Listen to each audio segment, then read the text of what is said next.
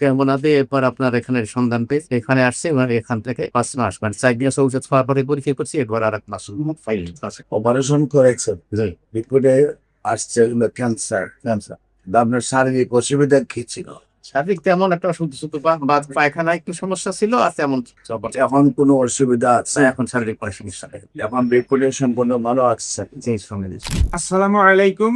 আমি ডাক্তার মোহাম্মদ কামরুজ্জামান, সহকারী চিকিৎসক, গণস্বাস্থ্য হোমিও।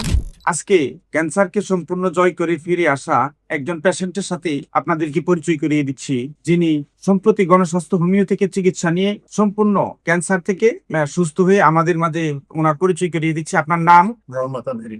আপনার বাবার নাম? মৃত্যু মফিজউদ্দিন শিকদার। আপনার মায়ের নাম? সোফিয়া। আপনার গ্রাম? গ্রাম Muradia. Post office? Post office Muradia. থানা? থানা দুমকি। জেলা?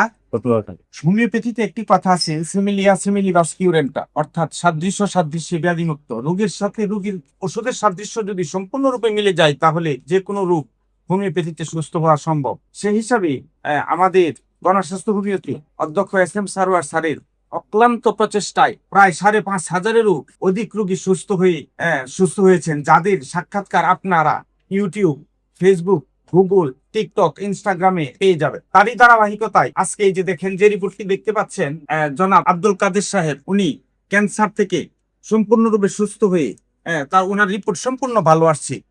সবগুলি রিপোর্ট আপনারা আমি দেখাচ্ছি, জুম করে দেখতে পাবেন। এই যে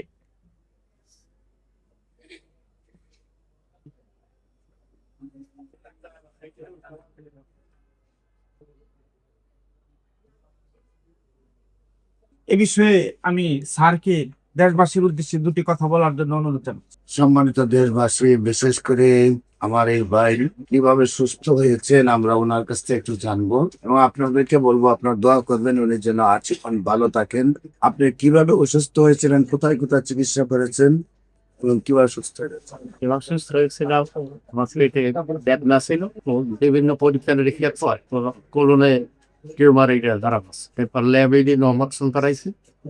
ল্যাবে অপারেশনের পর ওই ডাক্তাররা তখন বলছিলেন যে আপনি ক্যান্সার বিভাগের একজন ডাক্তার। ক্যান্সার বিভাগের ডাক্তার কাছে গেছিলাম, তোমরা যখন কেমো দিতে বলছো তখন কেমো দিতে আমি একটু অস্বীকৃতি জানাই। এরপর আল্লাহর উপর ভরসা করে মোমরাই গেছিলাম। মোমরা থেকে আসার পরে শারীরিক সুস্থতা। এরপর আবার আমাকে কেমো দেওয়ার জন্য বলছিলেন, কিন্তু কেমো না দিয়ে এরপর আপনার এখানে সন্ধান পেয়ে এখানে আসছে এবং এখান থেকে এই 5 মাস মানে 4 মাস ঔষধ খাওয়ার পরে পরীক্ষা করছি এরপর আর 1 মাস ফাইল আছে। কেমো দেওয়ার কথা যখন ডাক্তাররা বলেছিলেন তখন আপনার অসুবিধা কি?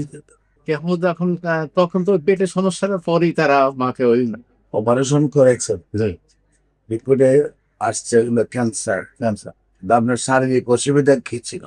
শারীরিক তেমন একটা শুধু শুধু বা পায়খানা একটু সমস্যা ছিল আর তেমন এখন কোনো অসুবিধা আছে? এখন শারীরিক কোনো সমস্যা নেই। এখন রিপোর্টে সম্পূর্ণ ভালো আসছে। জি সঙ্গে দিচ্ছি। সম্মানিত দেশবাসী, বিশেষ করে যারা বলেন ক্যান্সার, কিডনি, থ্যালাসেমিয়া এই ভালো হয় না, সেটি মরণ ব্যাধি, চিকিৎসায় প্রতি মাসে লাগে কয়েক লক্ষ টাকা এবং একসময় রোগীটার মরণ হয়, আবার পরিবারটাও ধ্বংস হয়ে যায়। আমরা বলবো ক্যান্সার, কিডনি, থ্যালাসেমিয়া এইস মরণ ব্যাধি হয়, সম্পূর্ণরূপে সুস্থ হয়। ক্যান্সার হলে আনসার নেই সেই কথার কোনো ভিত্তি নেই। ক্যান্সার সম্পূর্ণরূপে সুস্থ হয় এবং খুব অল্প টাকায় হোমিওপ্যাথিক চিকিৎসা সুস্থ করা সম্ভব।